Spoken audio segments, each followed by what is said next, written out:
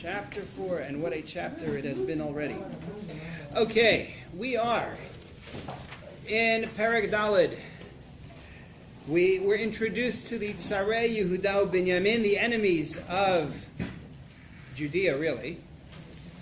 The people who had been moved in by the Assyrians and who had occupied the northern kingdom, who still worshipped their Avodah Zarah from wherever they had lived beforehand, but who, out of fear of lions, accepted Judaism as well. But their conversion is questioned because it is a conversion under duress.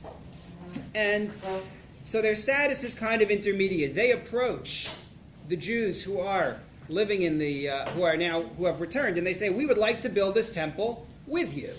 And the response of the Jews is absolutely not. We don't want you with us. And we brought last time two different explanations for why we refused their participation.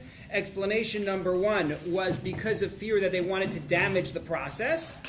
And within this view, they intended to damage it from the beginning. Right? This was the view that Rashi put forth based on one view we saw in the Gemara in Erchin, that the assumption is they were always against. They always wanted there to be only temples that would include their gods, and therefore their intent was to sabotage from the beginning. That's one school of thought. The alternative school of thought is no, they wanted to build, but they wanted it to be a hybrid. They wanted it to be for us as well as for them, for their gods. And that was the ineligibility of it, and that's why we refused. So what we saw at the end, chapter 4, sentence 5, if you take a look, if you're in the Art Scroll Tanakh, you want page 1821. Ezra Perek Daled Pasuk Hey, chapter 4, sentence 5. In Pasuk Daled, in sentence 4, we said that they weakened and intimidated the builders. But in sentence 5, we said, V'sochrim aleihem yoatzim lahafer atzasam. They hired lobbyists who would help to ruin the plans of the Jews, and we'll see what the lobbyists did hopefully in today's discussion. Kol Yemei Koresh Melech Paras, all through the period of Cyrus, Viad Malchus Daryavesh Melech Paras, and through the reign of King Darius. And then in Pasuk Vav, sentence 6 gives us our first problem. Uvemalchus Achashverosh, Bischilas Malchuso, in the kingdom of Achashverosh as well, the beginning of his reign, Kasvu Sitna al Yoshvei Yehuda v'Yerushalayim, they wrote a letter to obstruct the construction as well. So we have a bunch of chronology issues that we're going to have to face as part of this conversation. But one of them, right off the bat, to quote the beginning of Megillat Esther, is Hu Achashverosh.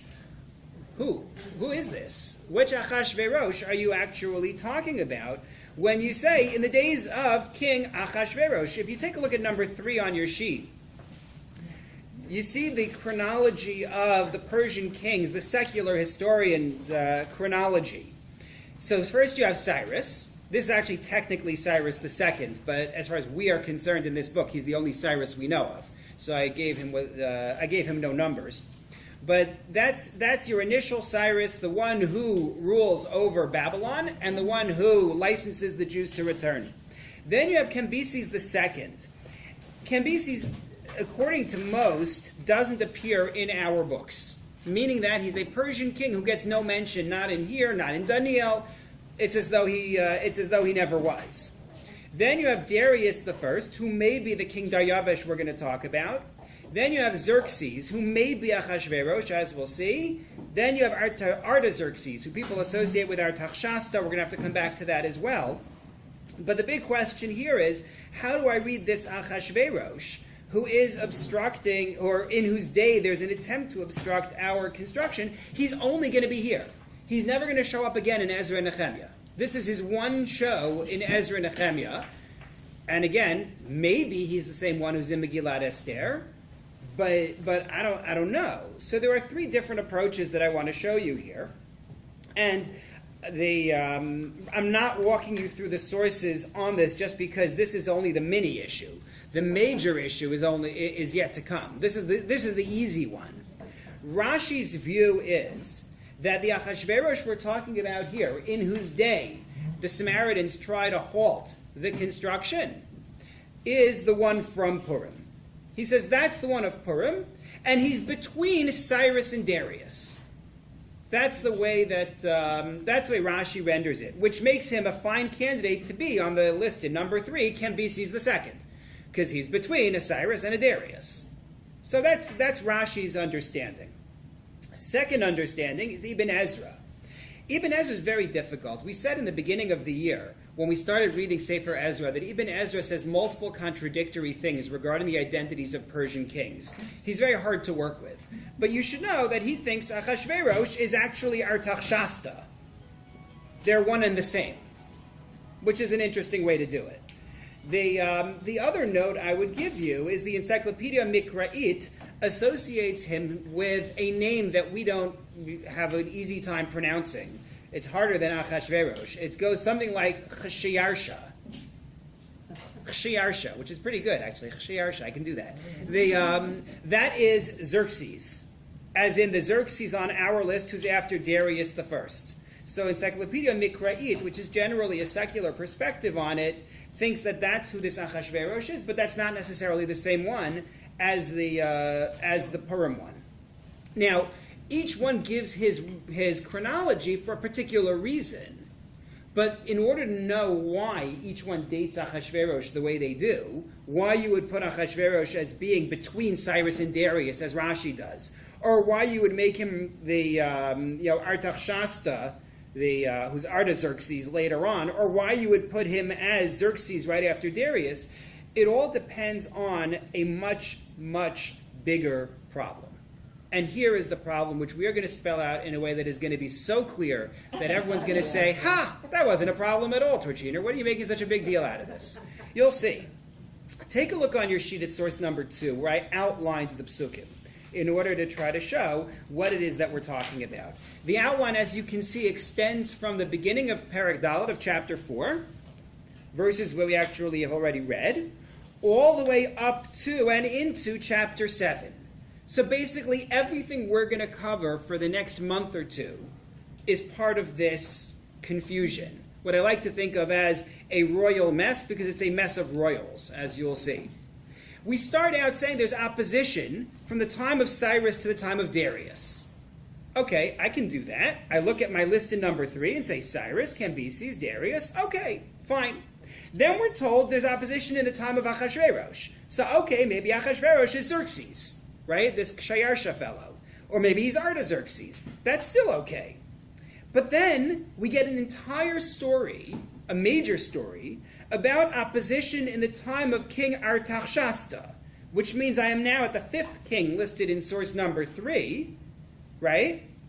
And then after that, the concluding sentence in that section says the opposition lasted until the 2nd year of King Darius. Which Darius? Sorry? Darius II. So one way you could look at it is it's until the 2nd year of Darius II. The problem with that is that it's generally assumed that the Artaxerxes who's going to send Ezra, starting in chapter 7, is the first Artaxerxes, who's before Darius II. So in other words, that requires that you go forward in time to Darius II, and then you go back in time. And not only that, but it says the Jews start building, and then the opposition appeals to Darius. According to you, David, he's going to be Darius II. But then it says construction is permitted by the authority of Darius, Cyrus, and Artaxerxes. Cyrus is long gone, if you're in the period of Darius II. And the temple is completed in the 6th year of Darius. Which Darius are you talking about? The problem we fundamentally have as we read through the outline in number 2 is that we seem to be jumping around in the chronology.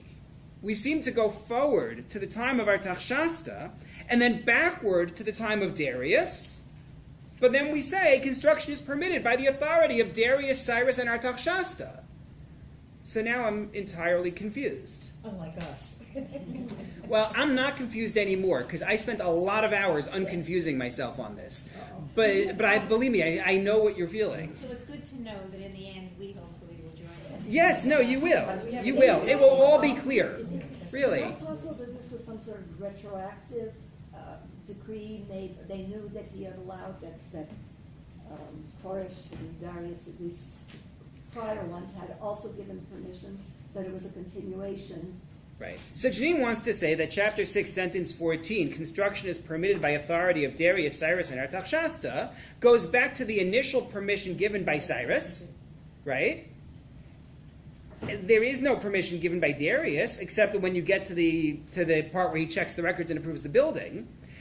And then Artaxerxes permits it when? When did Artaxerxes permit anything? We don't have a record of Artaxerxes permitting anything. So I'm stuck when I get to Artaxerxes. Bruria, you going to say? This is really confusing. How do you sort out your kings? Right? We had preparation for this already when we dealt with the earlier problem of the passage that seems to appear in Nehemiah chapter 7, but also in Ezra chapter 3. So we saw there were two different ways to read that passage. That was just basic. This is really more complicated, but we're going to get through it together. Don't worry. But our questions fundamentally are: who is Achashverosh in 4:6? Right? We already saw a few options on that. It looks like chapter 4, sentences 7 to 23, are inserted into the middle of Darius's time, perhaps. Which Artaxerxes is this? 4 different solutions to our problem. We were going to see 4 solutions. And I actually gave you, on the flip side of the sheet, in number 9, a summary of the solutions. So at the end, we'll be able to go through that line by line and really, it should be clear. The first approach that I'm bringing is the Gemara's solution. The solution of the Gemara, the solution of Medrash and Seder Olam. Rashi likes this idea. Malbim brings this idea, although he also brings other ideas. And this idea says, it's actually very concise. Take a look at number 4. Tana, it was taught. Hu Koresh, Hu Daryavesh, Hu Artaxerxes. They're all the same person. Cyrus equals Darius equals Artaxerxes, and that's it. They're all the same guy. Well, then why does he have 3 names, right? Koresh Shemelech Kasher Haya. He's called Koresh because he is a kosher king. Like scrambling the letters. Koresh, kosher. That's the way the commentators take it. I actually wonder if that's not what it means. Meaning that all the commentators on that Gemara say it means Koresh sounds like kosher. However, I wonder if it doesn't mean something else. We talked about at the beginning of the year that Isaiah predicts there's going to be a great king named Koresh who's going to be the one who frees the Jews. And I wonder if they're not saying Koresh because he was the Melech Kasher who Isaiah predicted back then. In any case, his name isn't Cyrus. Cyrus is some kind of reference. His name isn't Artaxerxes either. Artaxerxes, by the way, you have to practice pronouncing Artaxerxes. This is an art form. You have to work on it. The Artaxerxes al Shem Malchusa. The first time I had learned through Gemara Rosh Hashanah was with a British Chavrusa, and we just called him George. We just said it was King George. It was easier than saying Artaxerxes. So Artaxerxes al Shem Malchusa. Artaxerxes was the name given by his empire, meaning there's a pharaoh, right, who's the king of Egypt. There's an Avimelech, who's the king of the Plishtim. And the name of the king in Persia is Artaxerxes. That's the title, Artaxerxes. Uma Shemo, but if you want to know what his mother called him, Daryavesh Shemo. His name was Darius. That's the way that the Gemara and Medrash approach this problem. Rashi adds a note for you in number 5, which is interesting, and that is Gematria. The numerical value of letters. He says, isn't it interesting that if you spell Koresh without a vav, right? Yeah, that's part of making this work, yes. But that's not so unusual. I mean, sometimes it is with a vav, and maybe sometimes it's without. But the more prominent one is indeed with a vav. But in any case, he says, if you do that, then the gematria of each is 520. Koresh equals Daryavesh. Isn't that neat? Well, that just solved all our problems. We can continue from here. Rashi notes that. I have a question. He's not the inventor of the idea. It's got to be a medrash somewhere, but I saw it in Rashi. Yes? Because I had somebody place this on a very high level. Sedem Ola Rabbah. Yes. How authoritative is it? That is a very, very good question for issues far beyond what we're talking about here, because much of the confusion about the missing 165 years centers around the chronology given for the time of the Persians' destruction of the first temple, building of the second temple in Seder Olam. It is a very, very old body of Medrash, and more to the point, it gets quoted by various figures we consider halachic authorities, and the fact that they trust it is what gives us confidence in it, in this chronology. At the same time, it's a very hard chronology to sustain in a number of different ways. But that's the view of Seder Olam. Now, the benefit of this, the benefit of saying that they're all the same person, is that everything reads smoothly. You can read all the psukim in order. Because go back to our outline in number 2. Right? They ignore sentence 6 about opposition in the time of Achashverosh. We don't deal with him in this point. But everything else works nicely. There's opposition in the time of Artaxerxes, who is Cyrus, who is Darius. It lasts till the second year of Darius, who is Artaxerxes, who is Cyrus. And they start building, and the opposition appeals to Darius. He checks the records, he allows it, and construction is permitted by the authority of Darius, Cyrus, and Artaxerxes, me, myself, and I. Right? It's all the same person. The obvious problem is, what do you do with actually listing all of them in chapter 6, sentence 14? We have to deal with that problem.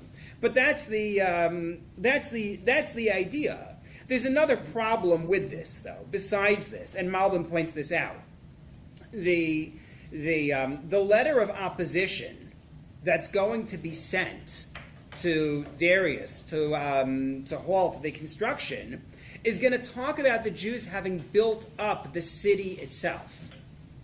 You have to remember, and this is a key point to remember in order to keep things in order in the book, there are 2 stages of construction. The first stage of construction is what we started on a couple of weeks ago, which is building the Mizbeach, the altar, as a step towards building the temple itself.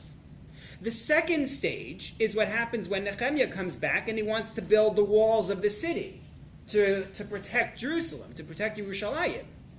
The letter that they're going to send to Darius says the Jews are building up the city itself and they're going to rebel.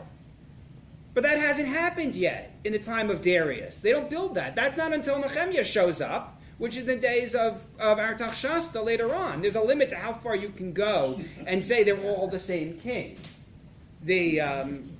So Malbim points out this problem, and there are answers that you can give. But that's one of the problems with saying that these are all the same king. They seem to be discussing something that hasn't happened yet. And if you're going to tell me it's in the chronology, fitting in order here, then I'm going to say to you, how in the world did they ever get away with saying the Jews are building the walls? They had barely built an altar.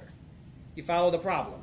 So the answer to this first answer says, everything is in order, everything is occurring early on, Ezra has not shown up yet, right? Again, depending on how we read Nehemiah 7 last time, but ignoring that for right now, everything is happening early on, and it's all during this initial stage of construction that the opposition happens and the letter is sent and the response comes from Darius, ultimately permitting them to go forward. And the problem is, number 1, I have a verse that lists Artaxerxes, Darius, and Cyrus together. And number 2, that the letter of opposition said they're building the walls of Jerusalem and they're doing no such thing. Okay? Clear? That's approach number 1 with its pitfalls. If you look in source number 9, Artaxerxes is a title, Darius is name, Koresh is an adjective. Right? That's your approach. Okay. Approach number 2, Rabbi David Altshuler, the Mitzudat David. Malbim has a similar approach. Says you're right about Artaxerxes. Artaxerxes is a title. It's not. No one in their right mind ever named their kid Artaxerxes. It's simply the title that you give. However, what's going on in chapter 4, sentences 7 to 23, that's actually Cyrus operating under the title of Artaxerxes. In other words, we haven't even gotten to King Darius. Everything that has happened since the beginning of the book has been in the time of Cyrus. He was the one who allowed them to return. He was the one who allowed them to build. The opposition comes from the Samaritans, and they are the ones who send a letter to Artaxerxes in chapter 4, sentence 7 to 23, trying to prevent the construction, and that's going to last until the second year of King Darius, who we're going to get to. So he also preserves the chronological order. The only thing he's not doing is saying that Cyrus equals Darius. He's saying Cyrus is Artaxerxes, and then Darius in his own day will be Artaxerxes. That's the way that he deals with it. He's going to have the same problem of chapter 6, sentence 14, saying Cyrus, Darius, Artaxerxes. That you have not solved. That's still not going to work, because Artaxerxes is a title for each of these kings. He's also not dealing with the problem of a letter that refers to building the walls at a time when they're not building the walls. That also hasn't been solved. The only advantage of the approach of Mitzudat David over the approach of the Medrash is that he has decoupled Cyrus and Darius. They're now two different people, which makes me sleep a little bit better, because having them be all three is really hard to work with. But that's your second approach. Clear? I wrote it in number 9. Your second approach, Artaxerxes, is a title. Chapter 4, sentences 7 to 23, is Cyrus as Artaxerxes. And then chapter 7, which we'll get to when he sends Ezra, is a later Artaxerxes, as a later king operating under that name. And everything is happening in order. We keep the chronology of the book. Then we get to the Baal HaMaor. Rabbi Zrachia Halevi is usually not known for commentary on Tanakh. Rabbi Zrachia Halevi appears, if you ever look at a volume of Talmud in the standard Vilna edition, you have your Gemara, you have your commentaries that appear in the back of the Gemara, and then after that you have the Rif. The Rif is Rabbi Yitzchak Alfasi. He went through the Gemara in the late 10th, early 11th century, and took all of the halachic passages that appear in the Gemara, all the conclusions, and presented that as a digest. It's before you have works of Jewish law. So if I want to know what the law is and skip all the dialogue and skip the rejected views, I can just read what he did. It appears in the back of the Gemara. There are commentaries on the side and on the bottom. And one of the commentaries on Rabbi Yitzchak Alfasi's work is the Baal HaMaor, written by Rabbi Zrachia Halevi. Like I said, he's not usually known for discussions about Tanakh. However, he comments on that passage in the Talmud that says Koresh equals Darius equals Artaxerxes. And first he goes through a long discussion about how that can work and how that can make sense. And then he says, but that's not pshat. That's not the simple read of the sentences. And I brought you in number 7 what he does say. He says, Zehu ha'oleh biyadenu. This is what emerges. Lefi medrash rabboseinu lefi diktukehen. This business of them all being the same, this is the way it works if you follow the medrash and its analysis. Aval, however, ha'perish hanachon lefi pshat. He says, the simple read of the sentences is, Zeh shekasuv, when the sentence is going to say that Mitaim Koresh v'Daryavish Artaxerxes Melech Paras, by the order of Cyrus, Darius, Artaxerxes, Shlosha Malachim Hayu. Those were 3 separate kings. Artaxerxes is somebody's name. V'hareyu Kamosha Amar Malchei Paras. It's as though, even though it said Melech Paras, king of Persia, it means kings. These were all kings of Persia. Ki kol echad mehem haya Melech Paras, because each of them was a king of Persia. Vashnayim harishonim huzkru le'inyan binyan abayis. The first 2 are mentioned in reference to permitting the construction of the temple. Shekoresh haya hamatchil v'Daryavish haya hamashlim. Cyrus began the permission and then Darius completed it. V'samuch lahem, and beside them it mentions Artaxerxes hamelach ha'acharon. The last one listed is King Artaxerxes she'afhu bana chomos Yerushalayim, who built the walls of Jerusalem. Ve'ein ze Artaxerxes harishon shetziva levatel malachas beis hamikdash. He's not the one who prohibited the construction. Meaning, go back to source number 2. The way that he is going to read this is also going to preserve the chronological order of our text. He says, Cyrus, in the beginning, is the one up until chapter 4, sentence 5. Then there's opposition in the time of King Artaxerxes, and that's what you read about in chapter 4, sentences 7 to 23. That's your second one. Then you have Darius in chapter 4, sentence 24. And then, after that, in chapter 7, you have a different Artaxerxes who sends Ezra. In other words, what Rabbi Zrachia Halevi is doing is what Rabbi Ostraker wanted to do before. He's forcing you forward. The only way this works, if you look at our list of kings in source number 3, is that it's Cyrus first, then you are jumping to Artaxerxes the first, Artaxerxes the first, then Darius the second, in whose day you complete the construction of the temple, and then Artaxerxes the second or third is the one who sends Ezra. You follow? You missed out Ahasuerus. Yeah, he's gone. Don't worry about him. We're ignoring him. He only appears in one sentence in our book anyway. He doesn't take into consideration Ahasuerus. Also, Darius the first. Yeah, Darius the first gets leapfrogged. Darius the first gets leapfrogged. Darius the second is the Darius that we're interested in, according to this. So no Darius first. Nothing happens in the days of Darius the first. Everything is quiet. Okay. What this does is it preserves the chronology. You started out with Cyrus, everything was good. The Jews came back, they wanted to build. There is no opposition from the Samaritans until the days of Artaxerxes the first. So according to this chronology, the Jews are present from the year 539 before the Common Era for a period of as much as potentially 100 years before there's any opposition whatsoever. Then you have opposition in the days of Artaxerxes. That opposition lasts into the reign of Darius II, right, which you see there. And then finally, Ezra is not sent until at the earliest 404 before the Common Era. In other words, Jews have been in the land for 130 years plus before Ezra ever shows up, according to this read. If you're going to make this work with the secular chronology, you follow?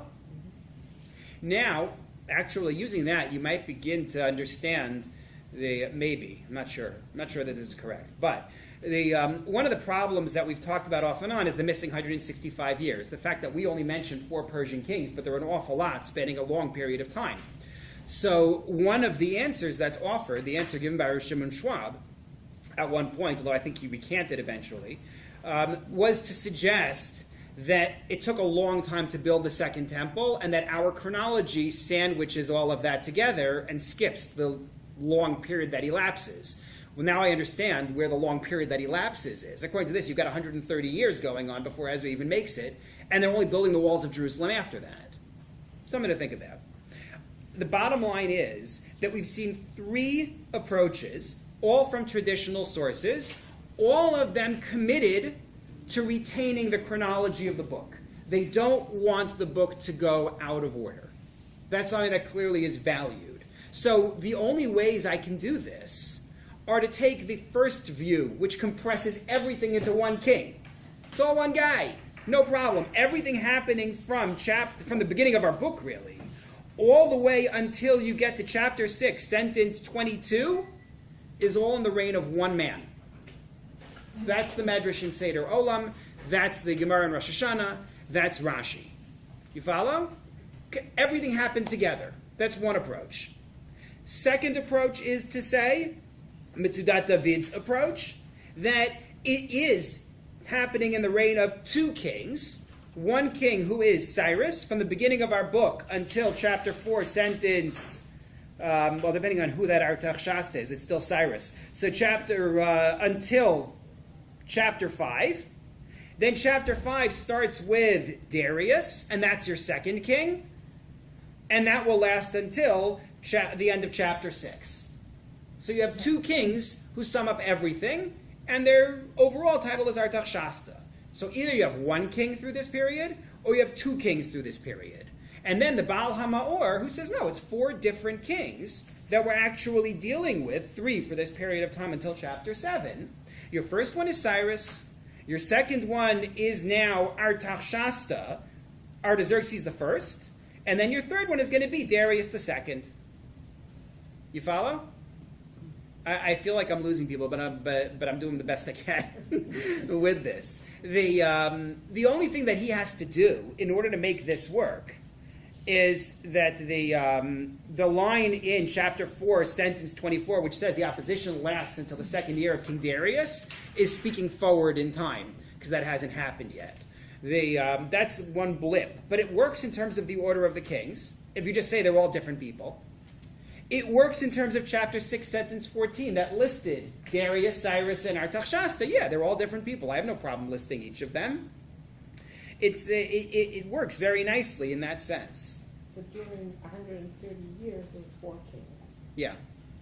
and that's when all the rebellions. And possibly more in And that's between when who we all just the don't opposition- mention. So the opposition went through 4 kings, the people were there were different generations, right? Well, the opposition, according to this, only begins in the period of Artaxerxes, who's the third of the 4 kings. Oh, I see. Cyrus's Why time is would- fine, Darius' fine is time. It's Artaxerxes when this all begins. Artaxerxes the first.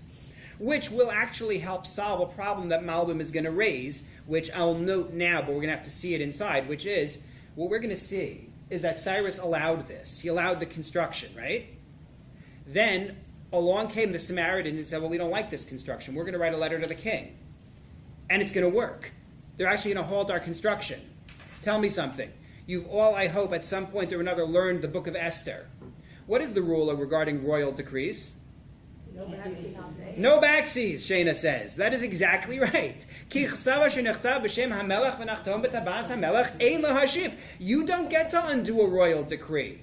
So how does it happen, according to these other answers, that Cyrus issues a decree and either he himself backs out, if I take the Gemara's view, right? He is Darius and Artaxerxes. He issues a decree and then he backs out. Or, alternatively, right after his time in the next king, they're going to walk this back. Now, you could say, well, maybe Achashverosh made it up because he didn't like the idea of backing down on his word because he has insecurity issues in general. And that could be. That comes through pretty clearly in the book. No lower judge. No, he didn't need a lower judge to. He didn't need a judge to overturn his decree. They're not an option. That's the Supreme Court. No. He's a ridiculous judge. You can't accept him. No, yeah. Checks and balances are foreign to Achashverosh. And so that is a problem. How are they rescinding the decree? But if I take the view of Rabbi Zrachia Halevi, right, this Baal HaMaor third view, that this is playing out over a period of 130 years, yeah, there's a statute of limitations. 130 years later, you can undo the permission that was given long before. That makes more sense in terms of the reversal of the decree. It seems to me in a king's life, in an emperor's life, he's infallible, he can't change it. But it doesn't seem to me that a next king cannot change a previous king's position. Often, he may have killed the last king, or he may have conquered the country. If we want, So rules are good to be changed. if we want to come up with an honest answer to this question, we really need to learn Persian history and find out what the royal policies were. Everything we have on this is supposition beyond the text that we have in Esther. I would like Ezra to be consistent with Esther, but not knowing what actually happened in the reign of different kings and between kings. What do I know? Sorry? The dates of authorship. So that's part of the problem. That's part of the problem. Yeah. I just want to know, I don't know the narrative here, was there an about face, or was there, So we're going to see it, but there's an about face. Oh, okay. We allowed you to build, now we don't allow you to build. Use a loophole to kind of. Right, no. We let you build, and now we're not going to. That's It might invite you again. what? And then we like- Eventually, By the same when we token, check the records. About face, Well, that's. Well, that's the question. That's the question, If right? you take the Gemara's So we view, don't it's the same king. know. Right, but we're not sure. Well, because we have different views. Right. We haven't even gotten to the fourth one yet. The fourth one, quite frankly, is the simplest read. It's the simplest read of all. It just requires that you give up on the chronology of the book. But it makes sense. This is the view that's put forth in the Da'at Mikra edition by Mordechai Zer Kavod. And others lean this way. And I think there's a lot to recommend it. I listened at one point to a shiur by Professor Chaim Angel on this, and he liked this view too.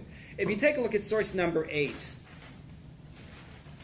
I copied in from Professor Zer Kavod's account of of this. He says, keep in mind what our text did. You have to keep in mind what we read last week, where we said that the Jews start to build, and then the Samaritans get involved, and the Samaritans want to participate with them or want to slow them down, however you read that. And the Jews said, no, we're good, we're on our own, we're building this under permission given to us by Cyrus. And so they say, we'll show you. And they hire their lobbyists and they intimidate, right? That was what we saw in chapter 4, sentence 5. And then in sentence 6 we said, and this, I'm already in sentence 5, I should say, it said, and this would continue until the reign of Darius and the king of Ahasuerus, and so on.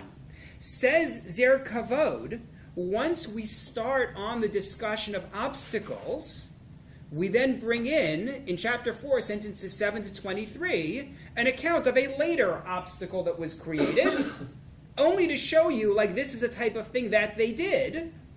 And then, after we're done in sentence 23 with this, we now go back to the way things were, and we go back to the time of King Darius.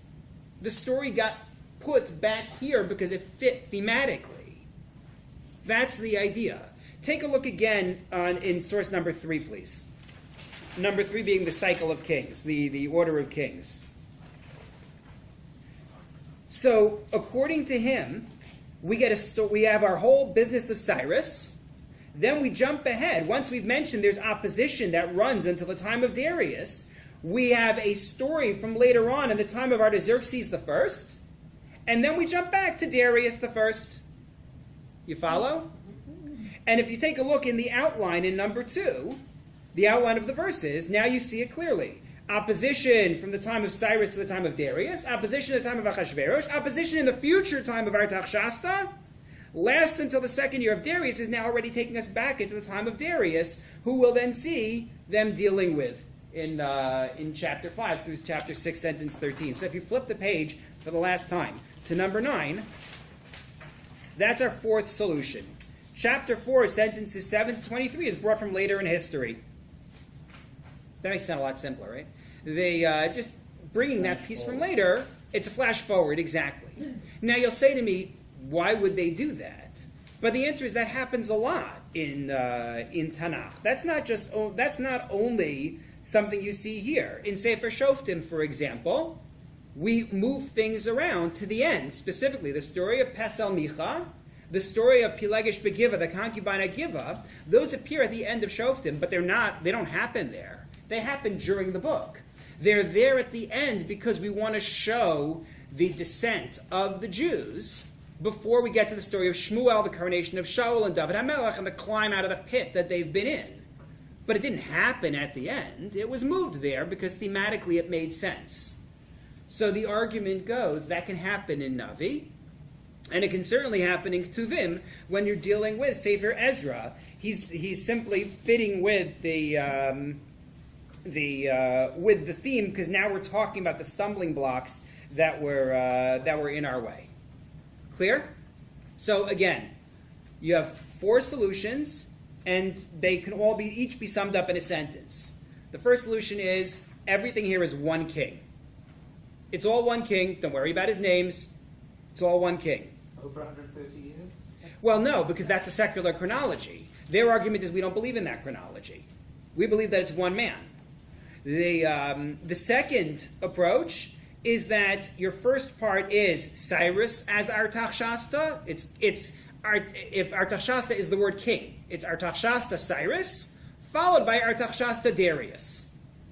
And then some later Artaxerxes will appear later on, who's going to let Ezra come to Israel, and then Nehemiah as well. Your third approach is, these are 4 kings. Cyrus, Artaxerxes, Darius, Artaxerxes. And read it all straight in order, and it just takes a lot of time. And then your fourth approach is the approach to say that this section here, this slice of history with Artaxerxes, was brought here because it fit the general context of the obstructions of building, and then we go back to dealing with what's happening earlier in time. I hope that helped. If not, you can always watch the recording, listen to the audio, and maybe rewind a couple of times. But those are your 4 basic approaches to the problem. Again, the problem we're trying to solve is that chapter 4, sentences 7 to 23, talk about what's happening in the time of Artaxerxes. But before that, we were in Cyrus's time. Later than that, we were in Darius's time. And Artaxerxes shouldn't be here. That's the way we deal with it. Shena and then Elisheva. Is there anything helpful to be drawn from the switch from Hebrew to Aramaic in the narrative? Not so much. unfortunately. We will switch from Hebrew to Aramaic in the narrative, as Shana points out, because we are going to refer to the Aramaic letter that is sent from the Samaritans to the Persians. No, Persians don't speak Aramaic. We're going to have to come back to that.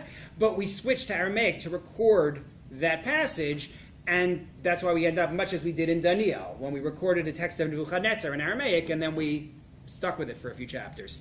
That's the way that's how that works, but it doesn't help us in terms of the time frame, I think. Elishava. Okay, I don't know if this is too confusing, but essentially then even explanation 4 still preserves the chronology, it just brings the story up, but this chronology is still preserved. So it doesn't change chronology still, it still sticks with it. Right. What I mean when I say it changes the chronology, I mean that imagine that you had on the side of your screen as you were watching this book the date, and you suddenly hit chapter 4, sentence 7, the date would change forward, and then when you hit sentence 24, the date would change back. That's what I mean by altering the chronology. Okay. Rashi usually loves playing with numbers, especially in the Gemara, and I don't see any numbers here in Rashi. Could we deduce that Rashi perhaps was also really struggling? What do you mean by trying to numbers? identify? What do you mean by playing with numbers? Again and again, he will calculate dates, and he'll calculate the different things in terms of, well, you strike 7 here and you add 4 there and things like that. He does it many times. Right. Well, I don't think he needs to. In other words, since he is bringing us the Gemara's version of it, for him it's actually very straightforward. They're all one king. What does he need to play? He doesn't need to say anything about what year it is. To him, this is all happening in the same lifetime of the same king, and he's very happy. There's nothing for him to do. He's almost bored. Okay. So now that we've spent 40 minutes with, the royal mess, as I call it, let's actually see what happens in this interlude, this sentences 7 to 23, in which the Samaritans send their letter to Artaxerxes, which, and this is the key thing that you need to know and that you need to be paying attention to, either this is a letter sent when they're building the Beis Hamikdash, building the temple, and everybody is, they're trying to stop, the Samaritans are trying to stop the Jews from building the temple, or this is brought from later on when they're building up the city itself and the walls, and the Samaritans want to prevent the building of the walls of Jerusalem, because walls will allow you to defend the city. Walls are a point of pride for a city. Walls are a very big deal, even back then. So, take a look, please, at chapter 4, sentence 7. If you are using the Stone Tanakh, you want page 1821. We're going to read through sentences 7 to 16 first, I think, or maybe even just 7 to 11. Maybe we'll just do 7 to 11 first. Bless you. Uvimei Artaxerxes, in the days of King Artaxerxes, Artaxerxes, Kasav Bishlam Misradas Tavel Ushar Knavosav. And yes, this is Aramaic. Al Artaxerxes Melech Paras, Uchsav Hanishtavan Kasuv Aramis Umsurgam Aramis. I'm pronouncing it in fine Ashkenazi Babylonian. They do with it what you will. So Artaxerxes, in the days of Artaxerxes, we get a letter written by some people. We have to come back to those names, and their allies, their friends, to Artaxerxes, king of Persia. And the text of the letter was written in Aramaic script and translated or expressed in the language of Aramaic. Rechum be'el ta'im. Rechum, the man of the order, ta'im being power to issue an order, or alternatively, a man of reason. Vishimshai Safra, and a scribe by the name of Shimshai, who the Medrash actually says is the son of Haman, interestingly. Ksavu igra chada al Yerushalayim. They wrote a letter against Jerusalem. La Artaxerxes Malka, to the king Artaxerxes, Kenema. Kenema is like lemur, saying. Nema in Aramaic is let us say. So they sent a letter saying the following. If you were with us when we did Daniel, right? There are some people here who were with us when we learned Daniel. The enjambment method of writing letters is very prominent there as well. Meaning, you write a letter and the last word or two in your sentence leads into the next sentence. So these people wrote a letter saying, Edayin rechum be'el te'em v'shimshai safra ush'ar knavas hon. Edayin, a word you'll remember from Daniel, is us, then. So then, Rechum and Shimshai and their friends, knavas hon, by the way, is a word you know from Hebrew, from Chumash. If you remember Yosef speaking to the brothers, im kainim atem, right? To be kain, right? Bekenut is to be honest, to be open, to be a friend, as it's used here, to be an ally. Those who are honest with them, they're friends. So ushar knavas hon. And who are their friends? Oh boy. Dinaye, judges. Va'afarsatz chaye. The plural in general is the yay ending. You're just going to see that a lot. No, not afarsikim. These are not peaches. There are some kind of hyper officer, the apar. I think these are some kind of great officer. I think they actually tell you in the Dad Mikra sha'ar hapikidim, other officers. Yeah, okay, it's some position. Tarpalaye, as well as now we're going to mention Tarpalaye. Tarpalaye is a reference to the residents of Tarpale, which is the area on this side of the Jordan River. And now we're going to get a bunch of populations, some of which you'll recognize. Afarsaye, citizens of Persia. Arkavaye, citizens of Erech. Bavlaye, Babylonians. Shushanchaye, residents of Shushan. Very good. Dehaye, residents of Dehaya. Elmaye, and residents of Elam. Why are we mentioning all these people? Sentence 10. Ush'ar Umaya, and the other nations, Dihagli Asnapar Rabba V'Yakira, which the great and wonderful Asnapar exiled, the Hosev Himo Bekiria di Shamrayin, and he planted them all in the Shomron. In other words, in the name of all of those different groups who were picked up by that great and wonderful king who exiled us and planted us here in the Shomron. Remember that we noted way back when that the exiling of populations to the Shomron occurs over a long period of time. It isn't one particular one, and that's why we list more nations here than we saw in Malachim Bet, who were brought there. There we had this other list of nations, and also this is a new king. Asnapar is not the one who we mentioned before, because there was a cycle of kings. We talked about Sargon, we had Shalmaneser, we had Sancherib, we had others. So this is Asnapar. He, in his glory, sent us here. Ushar Avar Nahara, and the rest of the area on the western side of the Jordan. Uche'enes. Uche'enes is either a place, or Ke'enes is, and now, I'm about to tell you something. The word Ke'an, Kaf Ayin Nun in Aramaic, is now, like Achshav. So, in the name of all of these different populations, here's what we're doing here. Dina parshegen igarta. Here is the text of the letter. Di shalachtu aloi al Artaxshasta Malka, which they sent to King Artaxshasta. Avdach enosh avar nahara, your servants, the people of the western side of the Jordan. Uche enes. And again, here that's a place, or and now. And now we're actually going to get to the letter. It took us that many sentences just to actually get to the text of this letter that they sent. But I already have a problem. Who sent the letter? Don't list all the populations. Who are the individuals who sent the letter? No, we have it. No, the people. What are their names? Shaman and Shimshai And Rechum. Then who are the people in sentence 7? What happened to Mitradat? There are way too many names in this story. Yeah. What in the world is going on? Why do I have so many names? No, like seriously, what happened here? Well, so first of all, one was scribe, one actually did the writing. That's right. That's Shimshai. Yeah, somebody dictated it. Okay, and then you have Rechum, who's the man of counsel or the man with the orders. Okay, but who are these people in sentence 7 then? Especially, who's the first one? What is the name of the first writer? No, not the king. Mitradat is the first one? Is that what all your translations say?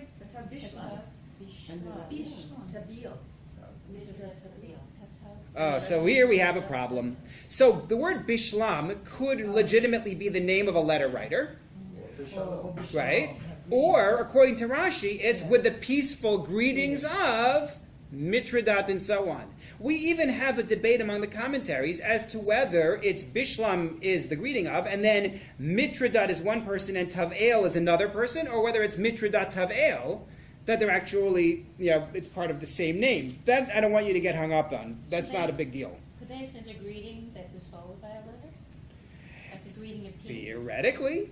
I'm just looking. Theoretically, it's odd, but it could be. This is a mess. So Rashi takes the view that the people who are in who are in sentence 7 are the drafters of the letter. They're the ones who actually draft the letter. And then Rechum and Shimshai in sentence 8 are the scribes. There's a scribe and then there's an overscribe. And that's one way to look at it. But I really liked what Malbim did with this. Malbim said, no, you're reading this story wrong. Take a look, please, at number 11, source number 11 on your sheet.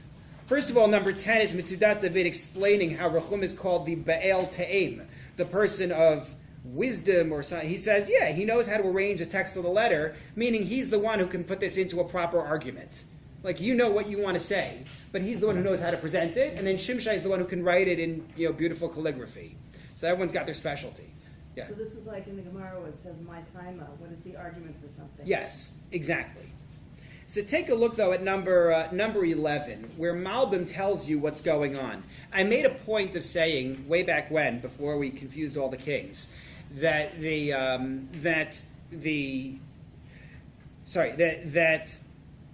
what was it that I made a point of? You confuse yourself. Yeah, that didn't take long. I made the point of saying, back in the beginning when we were going to play this out, that the letter. Well, first of all, the letter is going to be written in Aramaic, right? Even though Persians don't speak Aramaic, but there was also something from the beginning that made sense to fit with this. I don't remember what it was. All right, it was a little bit of foreshadowing that is now. Oh, I know. Back in sentence 5, they hired yoatzim. They hired lobbyists. What are the lobbyists doing? So Malbim is the one who explains what the lobbyists are for. Take a look at number 11 now. Now it's all together.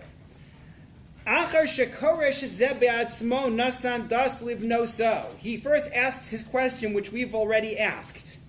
The bolding in the Hebrew is mine. He says, Cyrus himself gave the order to build it. He said, God told me to build it. How is it that in a short period of time he recanted? And he said, no, don't build, because that's what's going to happen.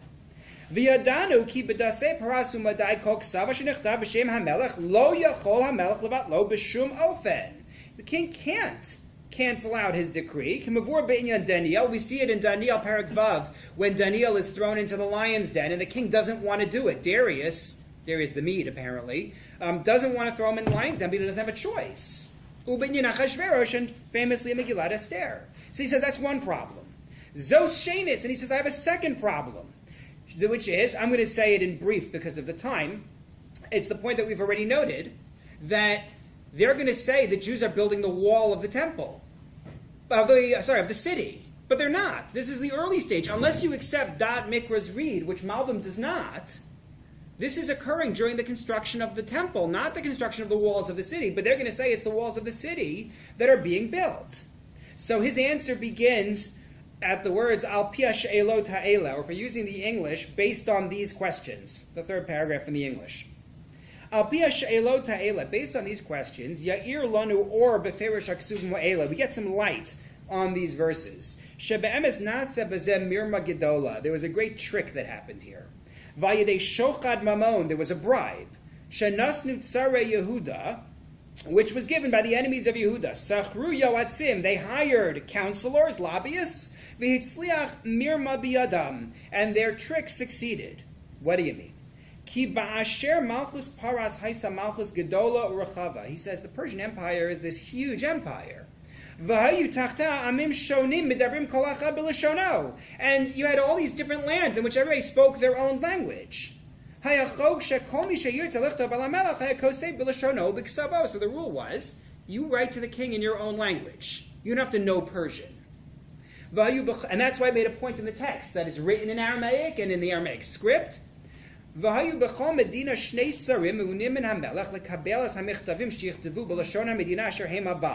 And there were two officers in each land whose job was to translate. They're the diplomats. They translate the letter from the original into Persian, and then when the king's response comes, they translate the response back into the local language.